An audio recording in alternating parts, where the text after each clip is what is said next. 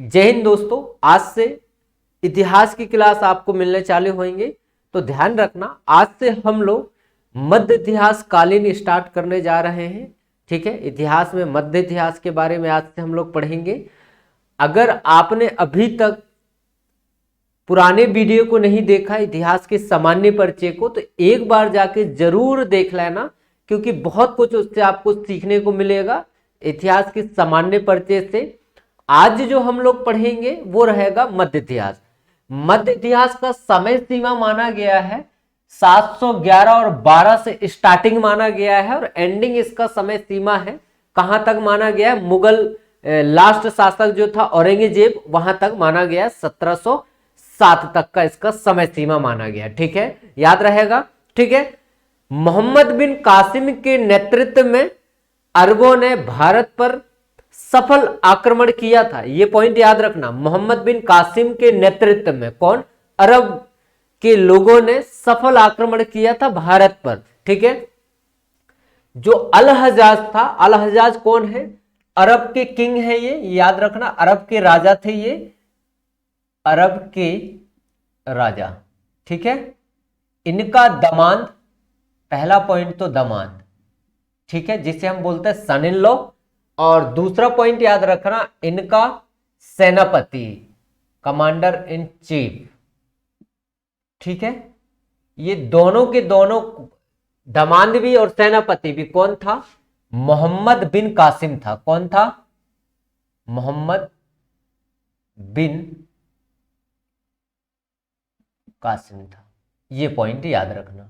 ठीक है, मोहम्मद बिन कासिम ये वही व्यक्ति है, इसके नेतृत्व में अरब वासियों ने या अरब के लोगों ने भारत पर सफल आक्रमण किया था, है ना, मतलब सफल रहा है आक्रमण, ये हारे नहीं थे। ठीक है, तो मोहम्मद बिन कासिम का जन्म माना गया है, जन्म की बात करें हम तो इनका जन्म माना गया है 695। ठीक है, मृत्यु का समय सीमा माना गया है 715 का। ठीक है, पूरा कहानी बताऊंगा इसके बारे में, शुरू से लेके अंत तक एक एक चीजें अपन समझेंगे, बहुत अच्छे से समझेंगे। ठीक है, देखो ये जो व्यक्ति था 711 में, कहा जाता है कि 711 में ये जो मोहम्मद बिन कासिम था, ये भारत पर या सिंध पर अटैक किया था। ठीक है, और सफल रहा इसका अटैक, है ना। अगर इससे पूर्व अगर क्वेश्चन पूछ ले कि इसके पूर्व सबसे पहली बार चाहे हारा हो कोई भी या जीता हो, है ना, अगर क्वेश्चन में आ जाए तो 710 का समय सीमा, 710 में इससे पूर्व, किससे, मोहम्मद बिन कासिम से पूर्व दो व्यक्ति ने सिंध पर अटैक किया था, मगर ये दोनों के दोनों हार गए थे। एक का नाम है उबैदुल्लाह और एक का नाम है बुदेल। ठीक है, ये दोनों सिंध पर अटैक तो किए थे 710 में, मगर इन्हें हराने वाला जो व्यक्ति था वो कौन था, दाहिर था। दाहिर जो था वो कहीं ना कहीं, दाहिर कौन था, सिंध का राजा था। ठीक है, ध्यान रखना, दाहिर कौन था, सिंध का राजा था। सिंध के राजा के नेतृत्व में ही इन दोनों को यहां से सिंध से मार के भगा दिया गया था। ठीक है, और हेडिंग रहेगा हमारा क्या रहेगा, सिंध पर सिंध पर अरबों का आक्रमण, सिंध पर अरबों का आक्रमण, ये पॉइंट याद रखना। ठीक है, ये अपना हेडिंग रहेगा, है ना। ठीक है, अब सिंध वासियों ने, मतलब अरब वासियों ने सिंध पर अटैक क्यों करना चाहा, तो पहला रीजन तो ये है, इस्लाम जो धर्म है, इस्लाम धर्म का प्रचार प्रसार करने के उद्देश्य से अरब वासियों ने यहां पर आक्रमण किया। दूसरा, अथाह संपत्ति था भारत में। ठीक है, इसे हासिल करने के लिए इन लोगों ने भारत पर या सिंध पर अटैक किया। ठीक है, तीसरा जो रीजन था वो था राजनीतिक कारण, राजनीतिक कारण। ठीक है, सबसे बड़ा जो रीजन माना गया है वो यही है, राजनीतिक कारण। ठीक है, कहा जाता है, राजनीतिक कारण समझा रहा हूं, अच्छे से समझना। ठीक है, कहा जाता है कि अरबवासी अपने व्यापारिक जहाज को फारस की खाड़ी से होते हुए वो व्यापार करने के लिए अलग अलग जगह लेके जाते थे। अब फारस की खाड़ी से ये लोग तो लेके जा रहे हैं, तो फारस की खाड़ी के बीचों बीच में सिंध पड़ता था। तो सिंध में ये सारे के सारे जहाज को लूट ले जाते थे ये लोग, है ना। यहाँ के आम जो जाट थे या आम डाकू थे, वो डाकू क्या करते थे, यहाँ के पूरे जहाज को ये लूट जाते थे। ऐसे निरंतर सिंध के लोगों के द्वारा कम से कम 8 जहाजों को लूटा गया, जिससे कौन खफा हो गया, अरब के जो खलीफा थे वो खफा हो गए, ठीक है। और जो अरब का जो राजा था अल हजाज, वो अल हजाज भी किससे खफा हो गया, दाहिर से खफा हो गया, क्योंकि जो दाहिर था वो सिंध का राजा था। अब सिंध के राजा के पास में कई बार अल हजाज ने क्या बोला, पत्र लिख लिख के पहुंचाया कि भाई तुम्हारे मतलब बंदरगाह, देवल बंदरगाह में बहुत सारे हमारे जहाज को लूटे जा चुके हैं, तो उन जो लूट रहा है एक काम करो, उसे बंदी बना के हमारे पास पेश करो, और जो आपने हमारे जहाजे लूटे हैं वो जहाजे हमें आप रिटर्न मार दो, है ना, हमें दे दो वापस। तो अब देखना, जो दाहिर था, दाहिर ने साफ मना कर दिया कि देवल है, वो देवल में मैं राजा नहीं हूं, वहां का वो एरिया मेरे अंडर में नहीं आता है, उन्होंने साफ बोल दिया ऐसा। अब इससे कौन खफा हो गया, अल हजाज खफा हो गया, ठीक है। कहा जाता है कि अरब वासियों ने या अरब के राजा ने एक बार श्रीलंका के खलीफा के लिए, या तो अरब के जो खलीफा थे वो श्रीलंका के खलीफा के लिए बहुत सारे धन दौलत और कुछ सुंदर सुंदर महिलाओं को भी गिफ्ट के तौर पर श्रीलंका पहुंचाने को चाहा, मगर दुर्भाग्यवश ये हुआ कि फारस की खाड़ी से ये लोग क्या किए, जहाज को ले जा रहे थे, तो देवल बंदरगाह में इस जहाज को लूट लिया गया। तो इस बात से भी खफा बहुत ज्यादा हो गए। अब अल हजाज ने इजाजत दिया मोहम्मद बिन कासिम को कि एक काम करो, तुम जाओ कहां, सिंध, और सिंध जाके किसे, दाहिर को मार के उसे बंदी बना के यहां पे ले आओ, ठीक है। तो मोहम्मद बिन कासिम ने अल हजाज की आज्ञा को सुनते हुए वो व्यक्ति सिंध पर अटैक करता है, ठीक है। यही एक रीजन रहा है, रीजन तो बहुत सारे मगर एक मुख्य रीजन यही है, ठीक है। तो मोहम्मद बिन कासिम जो था, वो ध्यान रखना, मोहम्मद बिन कासिम, ठीक है। मोहम्मद बिन कासिम सबसे पहले जो अटैक किया था, मतलब सबसे पहले वो आया, वो जगह का नाम है सिराज है ना, सिराज आया। सिराज के बाद में ये व्यक्ति कहां आया, बलूचिस्तान आया, ठीक है। अब बलूचिस्तान से ये व्यक्ति डायरेक्ट हमला कर दिया, आक्रमण कर दिया, कहां पर, देवल पर, ठीक है, देवल पर, ध्यान रखना, ठीक है। देवल जो है वो बंदरगाह है एक, कहीं ना कहीं मैं बताऊंगा आपको अच्छे से डिटेलिंग। तो आक्रमण को समझते हैं, इसके पूरे आक्रमण को अच्छे से पढ़ते हैं, यहां तक अच्छे से समझ में आ गया होगा, और चीजें पर डिस्कशन करते हैं, ध्यान रखना, ठीक है। चलो,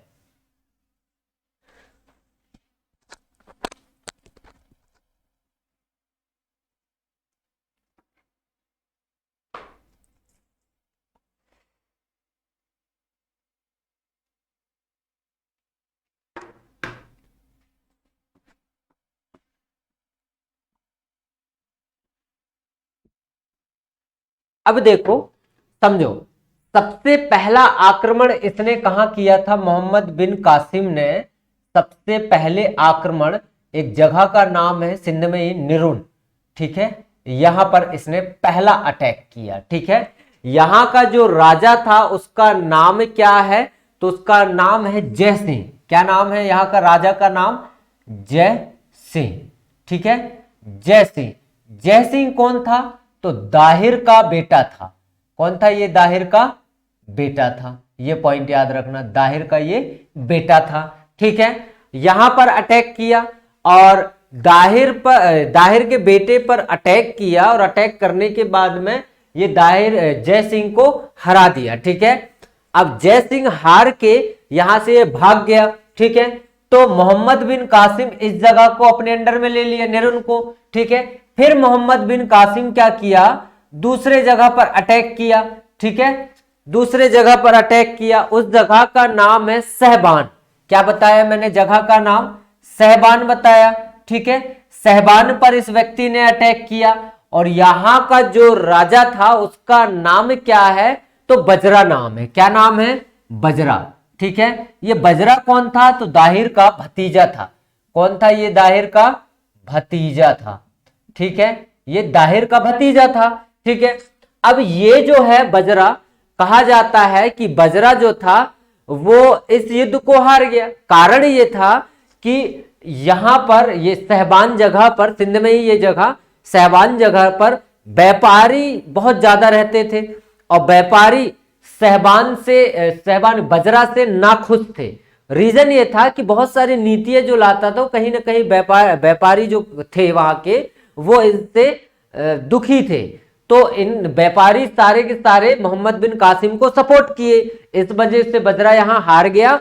और बजरा जब हारा तो हार के यहां से ये कहां जाके छुप गया? सीसम में जाके छुप गया। कहां पर? सीसम में।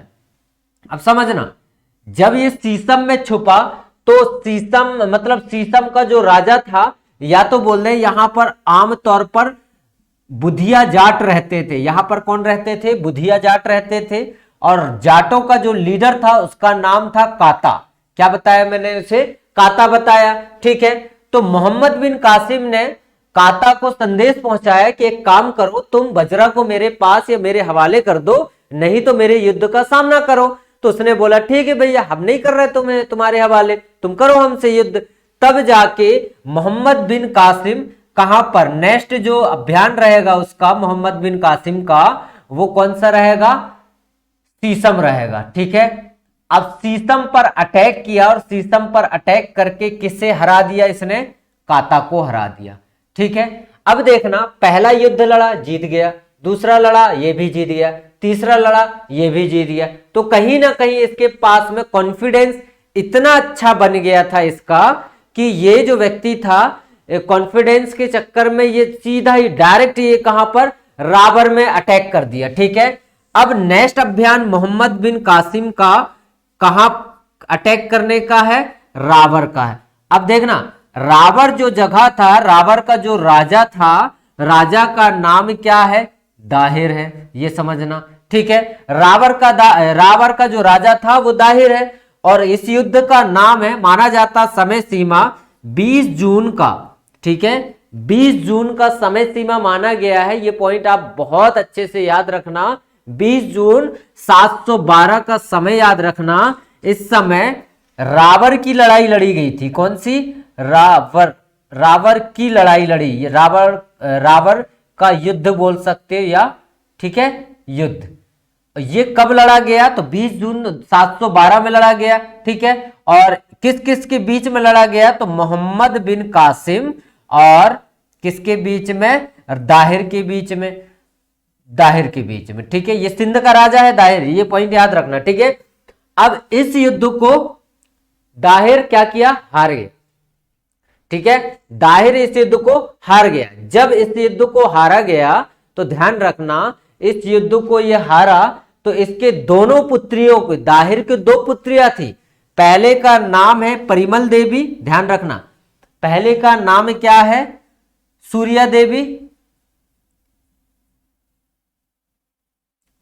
ठीक है, दूसरे का नाम है परिमल देवी।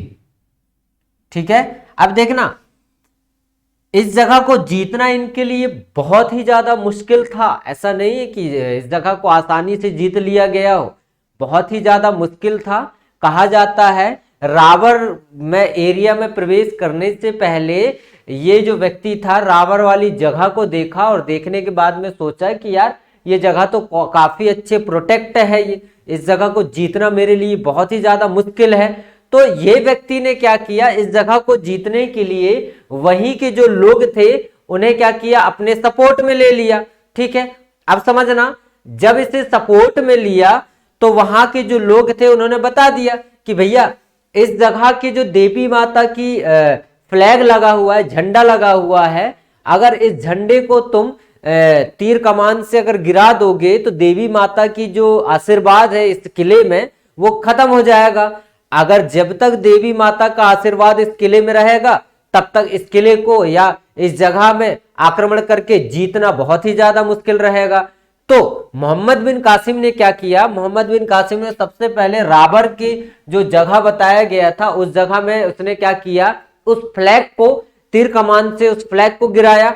नष्ट किया और इसके बाद में वहां पर प्रवेश करके किसे दाहिर को मार गिराया। ठीक है, इस युद्ध को भी मोहम्मद बिन कासिम जीत गया और इसकी जो दो पुत्रियां थी सूर्या देवी और परिमल देवी, इन दोनों को बंदी बना लिया और यहां से जितने भी सामग्री लूटा गया था वो सारे के सारे सामग्री इसने क्या किया, इन दोनों को और यहाँ की जो सामग्री था उन सबको कहां पहुंचा दिया, अल-हज्जाज के पास में गिफ्ट के तौर पर पहुंचा दिया कि अब मैं यहां रहूंगा तो यहां क्या करूंगा। तो इसलिए इन्होंने क्या किया, इसकी बॉडी को और इन दोनों महिला कन्याओं को और साथ में धन दौलत को सबको किसके पास पहुंचा दिया, अल-हज्जाज के पास में पहुंचा दिया।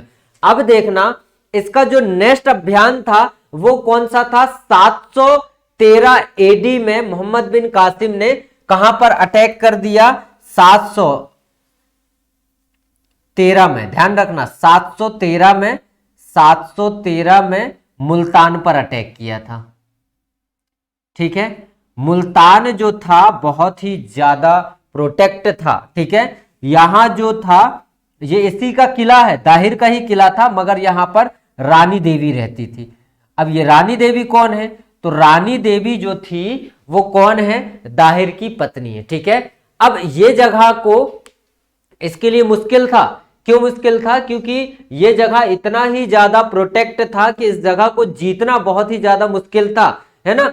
तो वहीं के एक व्यक्ति ने उसे सहयोग किया मोहम्मद बिन कासिम को और जाके कुछ पैसे में जाके उससे मिल गया और बता दिया उसे राज कि भैया देखो जो ये मुल्तान है, इस जो किला है, इस किला है और यहाँ पीने का पानी जो है वो बाहर झरने से आता है। एक काम करो, इस झरने को तुम क्या करो, खत्म कर दो, नष्ट कर दो, रोक दो। तो कुछ समय के बाद में ये पानी जब इन्हें पीने का नहीं मिलेगा तो सब लोग बाहर आ जाएंगे, अटैक कर देना उस समय। तो ये जब बताया गया तो सेम एज इट इज वैसे ही इस व्यक्ति ने किया। ठीक है, और जब वैसे किया तब जाके इस जगह को भी जीत लिया।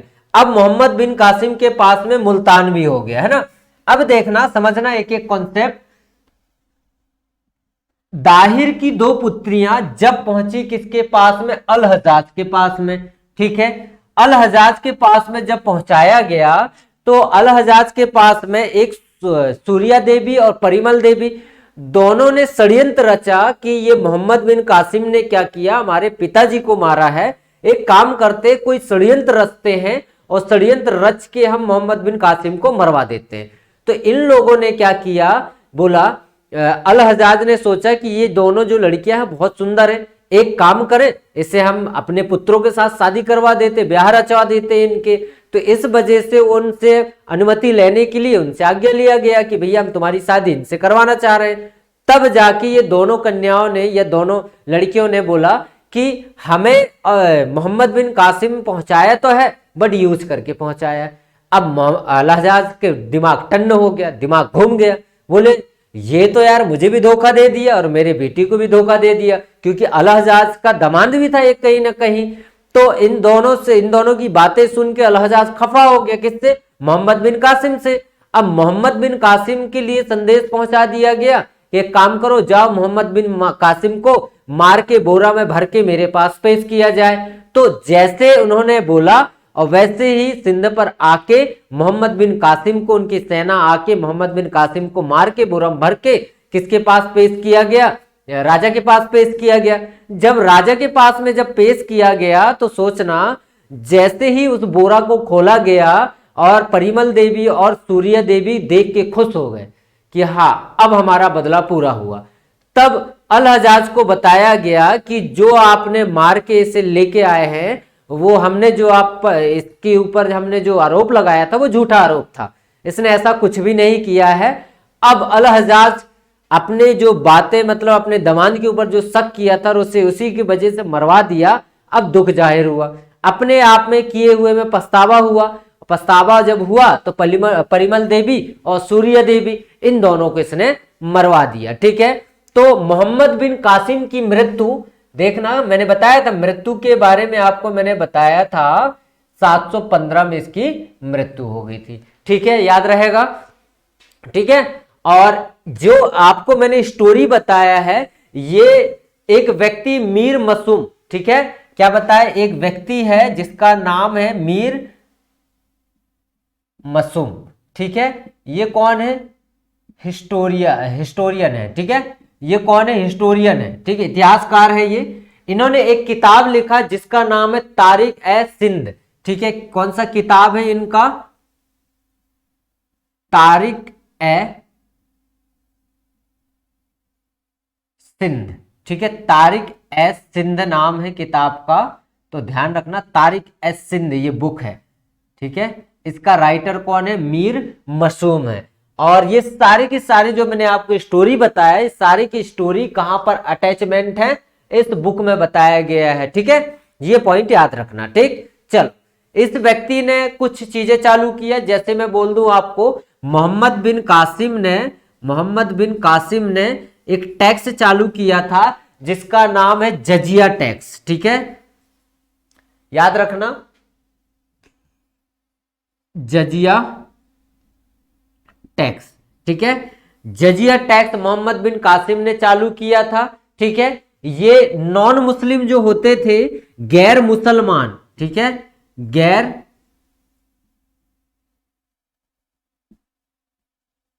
गैर मुस्लिम से ये टैक्स लिया जाता था, ठीक है। उनका कहना था कि एक काम करो तुम, अगर धर्म को स्वीकार करते हो, इस्लाम धर्म को स्वीकार करते हो, तो आप पर ये जजिया टैक्स नहीं लगाया जाएगा। अगर आप धर्म स्वीकार नहीं करते हो तो आप पर ये जजिया टैक्स लगा दिया जाएगा, ठीक है। किन किन से नहीं लिया जाता था, तो याद रखना, एक तो ब्राह्मण से नहीं लिया जाता था, ठीक है, ठीक, ब्राह्मण से नहीं लिया जाता था। जो विडो महिलाएं होती थी, विधवा महिला, ठीक है, विधवा महिला से नहीं लिया जाता था, छोटे बच्चे से नहीं लिया जाता था, और एक और है सन्यासी से नहीं लिया जाता था, ठीक है। ये 4 लोगों से ये टैक्स नहीं लिया जाता था। अब देखना, 48 दिरहम, ठीक है, 48 दिरहम उच्च वर्ग के लोगों पर लगाया जाता था, ठीक है। 24 दिरहम मध्य वर्ग के लोगों पर लगाया जाता था। 12 दिरहम निम्न व्यक्ति के लोगों पर लगाया जाता था। तो कुछ इस प्रकार ये टैक्स सिंध पर लगाया गया है, ठीक है। अगर आपको सिंध के इतिहास जानना है तो एक बुक पढ़ लेना, चचनामा है ना, चचनामा। ये कई बार क्वेश्चन में पूछा जा चुका है चचनामा बुक के बारे में। चचनामा के जो राइटर है उसका नाम है अली बक्र कूफी, याद रखना, क्या नाम बताया मैंने, अली बक्र कूफी,